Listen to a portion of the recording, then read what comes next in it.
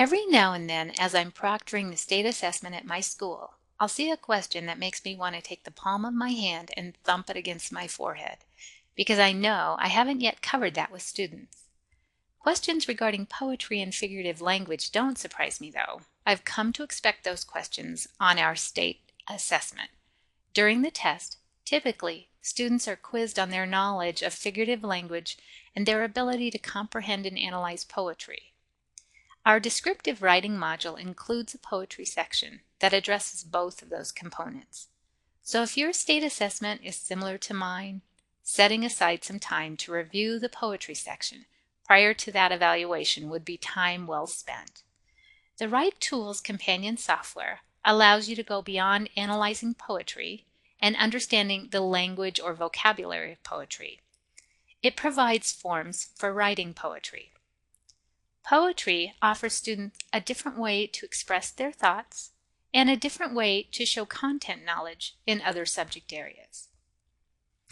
In this video tutorial, we'll show you the forms that are available in our poetry section and walk you through a couple of examples.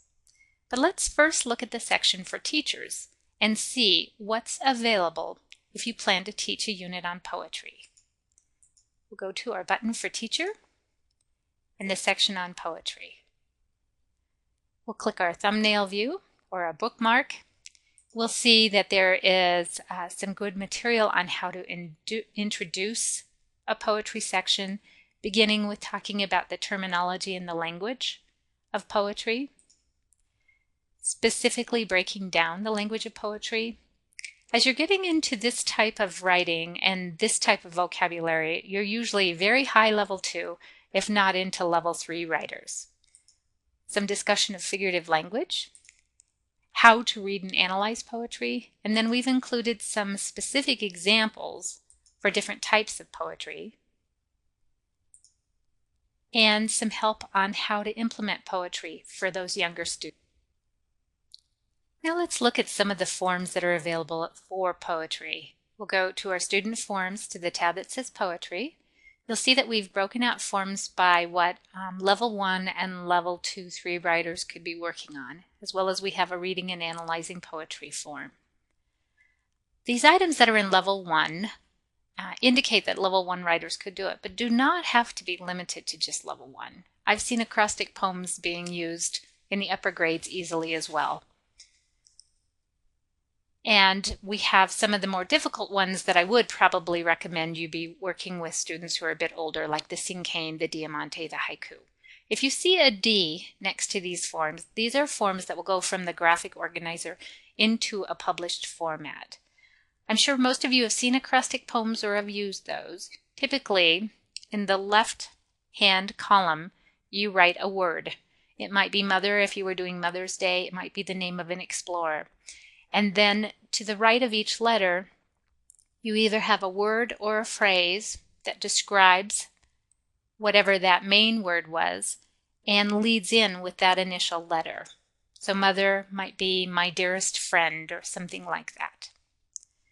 We have an alphabet poem. We have an autobiographical poem, which doesn't have to be limited to just the younger writers, but it does specifically tell them what they need to put in there.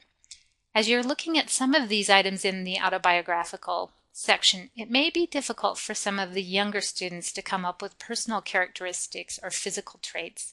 That might be a time where you want to start looking at the word bank and looking up some items under character traits to see if any of those would be ones that the student would want to include. Maybe they're artistic and they would put that in there.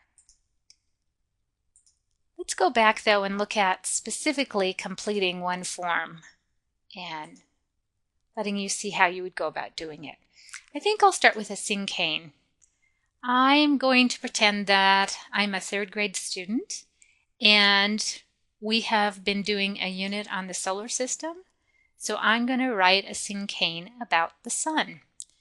With our cinquains, what you can see is for each field, we have tried to provide some information down in the status bar that can help you know what you need to provide. It says the cinquains have 5 lines. Line 1 is the title or noun, and it's one word. So I'm going to put in sun. I'll tab to my next field, and it tells me line 2 is for description. I provide 2 words that describe it.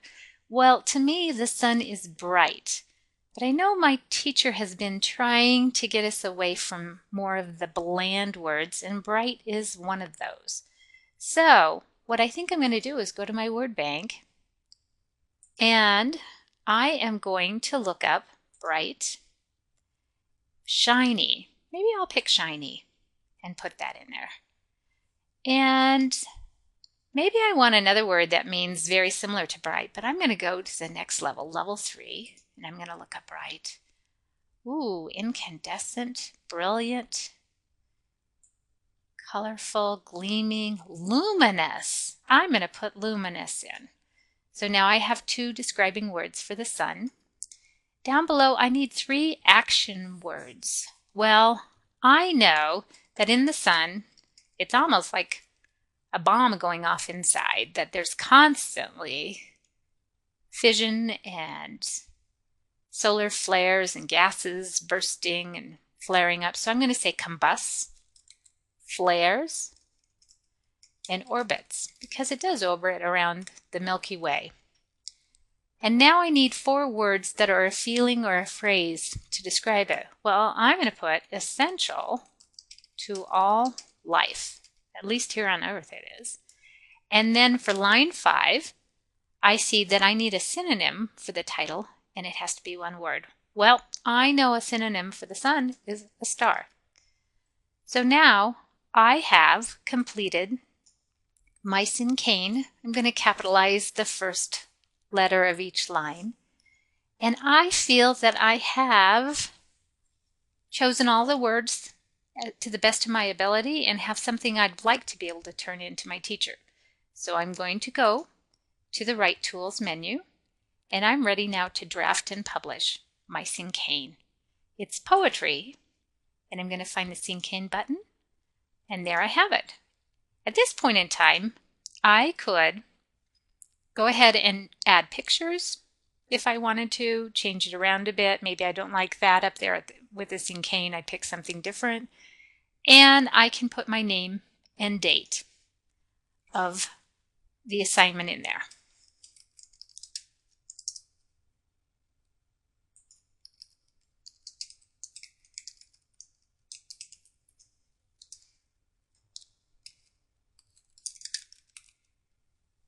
And it's ready to turn in.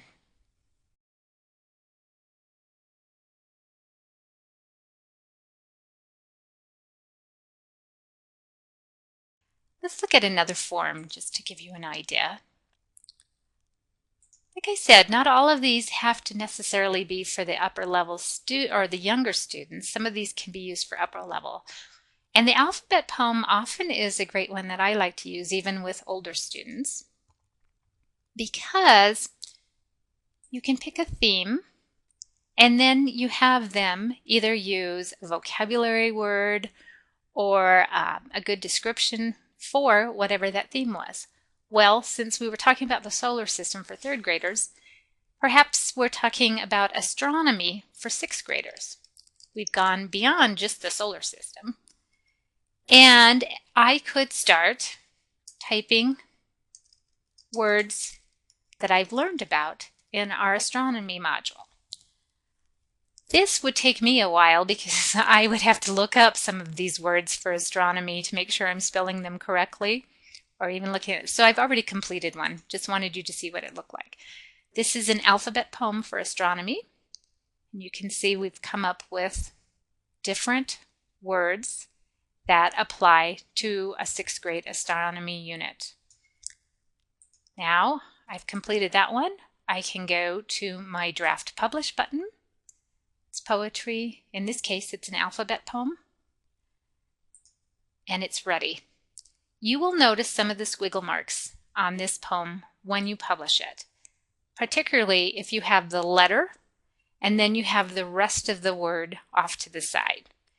It sees this as 2 separate features, alpha, the A, and the LPHA. I would not worry about it. Just tell students to go ahead and print it out if they're done. The poetry section in our Write Tools companion software gives you a nice little opportunity to offer students a chance to write something other than just expository or narrative writing.